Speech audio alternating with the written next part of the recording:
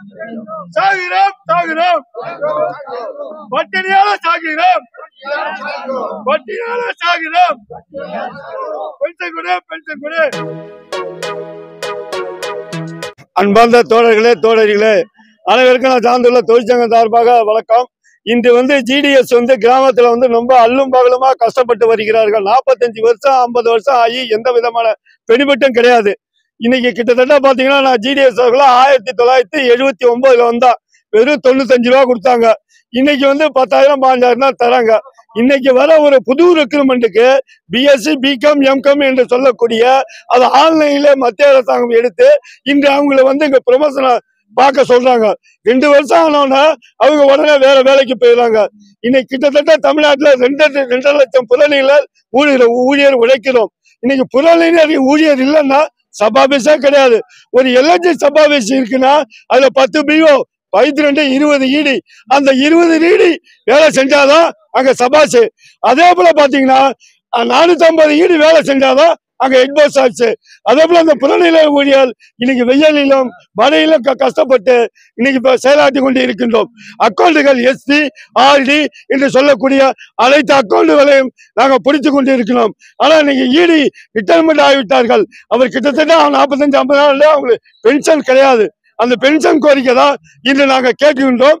அதே போல அந்த பென்ஷனுக்கு முன்னாடி ஜிடிஎஸ்ஆருக்குள்ள 7வது ஊதிய குழு என்று சொல்லக்கூடிய கமல் சந்திரா கமிட்டி 8 வருஷத்துக்கு முன்னாடியே அந்த கமிட்டியை நமது மத்திய அரசாங்கம் தான் அதை இது பண்ணுச்சு.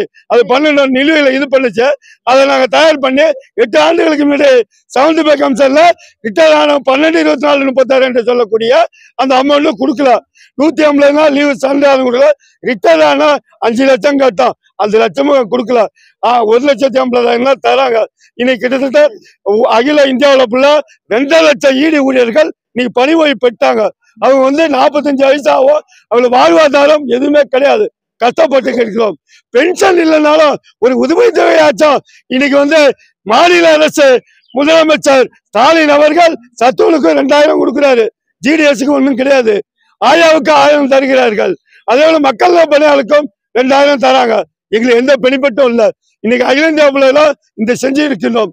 இதற்கு மத்திய அரசாங்கம் உடனே எங்களுக்கு செவிச்சாத்து தற்கும்படி கேட்டுக்கொள்கிறோம். விடை. நன்றி வணக்கம்.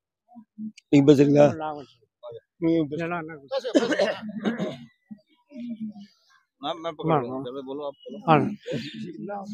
அனைவருக்கும் வணக்கம்.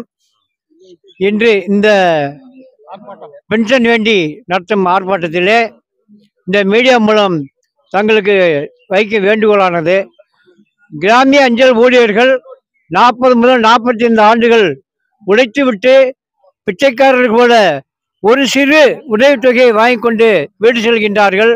மத்திய அரசின் கண்களாக கருதப்படும் அஞ்சல் துறையிலே பணியாற்றுகின்ற கிராமிய அஞ்சல் ஊழியர்கள் வஞ்சிக்கப்பட்டு வருகிறோம். ஆண்டாண்டு காலமாய் வஞ்சிக்கப்பட்டு வருகிறோம். இன்று பார்த்தீங்கன்னால் மாநில அரசுகள் வீடு வீடாக சென்று விதவைகள், முதியவர்கள், ஊனமுற்றவர்கள், அனாதைகள் என்று ஒவ்வொருவருக்கும் தேடி தேடி சென்று உதவி செய்ய வழங்கி கொண்டிருக்கிறது.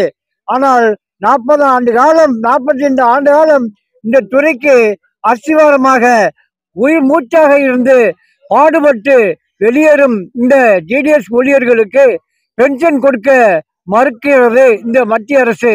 இதனால் பல ஜிடிஎஸ் ஊழியர்கள் சாப்பிட வழியின்றி அவர்களது குடும்பம் நடுத்தரவில் நிற்கின்றது. அவமானப்பட்டு ஒரு வயிற்று சோற்றுக்காக அவமானப்பட்டு நிற்கின்றோம். எனவே மரியாதைக்குரிய அம்மையார் நிர்மலா சீதாராமன் அவர்களே தங்களது நிதி அமைச்சகத்தை மன்றாடி கேட்கின்றோம். தாங்கள் தயவு செய்து எங்கள் மீது கருணை வைத்து எங்களுக்கு இந்த வாழ்வாதார அந்த பென்ஷனை எங்களுக்கு வழங்க வேண்டும்.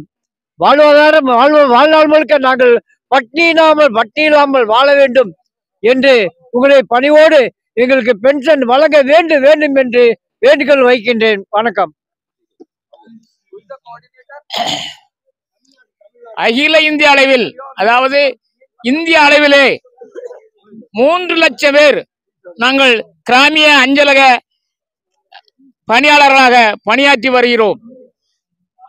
ஆனால் இந்த அஞ்சல் துறையை ஒரு நிலைநிற்கக்கூடிய அளவுக்கு தூக்கி கொடுத்தது இங்க ஜிடிஎஸ் ஊழியர்கள் தான். எங்களுடைய ஜிடிஎஸ் ஊழியர்கள் 3 லட்சம் பேர்களும் வீடு வீடாக தெருத்தராக அலைந்து சேவிங்ஸ் சேர்த்து கொடுத்த பணத்திலே, அதாவது அந்த பணத்தை மத்திய அரசு திருப்பி கொடுக்காத நிலையில் பெண்டிங், அதாவது கட்ட முடியாத சூழ்நிலையில் இருக்கக்கூடிய தொகையில் உள்ள வட்டியை எடுத்து கொடுத்தாலே இந்த ஜிடிஎஸ் ஊழியர்களுக்கு பென்ஷன் கொடுக்கலாம். 45 வருட காலமாக இந்திய அஞ்சல் துறைக்கு உழைத்து கொடுத்த வட்டியில் ஒரு பகுதியில 100ல் 1 பகுதி கொடுத்தாலுமே ஜிடிஎஸ் ஊழியர்களை இந்த 45 ஆண்டுகள் பணிபுரிந்த ஊழியர்களுக்கு பென்ஷன் கொடுத்தால் அவங்களுடைய குடும்பம் கொஞ்சம் என்ன அதை கொஞ்சம் நிலைநிறுத்தி இருக்கும். தெருவாக பிச்சை எடுக்கிறார்கள் ஜிடிஎஸ் ஊழியர்கள். மத்திய அரசில் 45 ஆண்டுகள் வேலை பார்த்தும் 45 ஆண்டுகளுக்கு பிறகு அந்த ஜிடிஎஸ் ஊழியர்கள் தெருவாக பிச்சை எடுத்துக் கொண்டு இருக்கிறார்கள். மேலும் அவங்களுடைய உடல்நிலை குறைவு காரணமாக வெளியே செல்ல முடியாத வீட்டுக்குள்ளே முடங்கி கிடைக்கிறார்கள். ஆகையால் மத்திய அரசு, நிதி அமைச்சகமும் மோடி அரசும் சேர்ந்து எங்க ஜிடிஎஸ் ஊழியர்களுக்கு மாதம் ஏதாவது கொஞ்சம் தொகையை உதவித்தொகையாக கொடுத்தால் அந்த குடும்பத்திற்கு ஒரு நல்ல நிவாரணம் கிடைக்கும் என்று விடைபெறுகிறேன். வணக்கம்.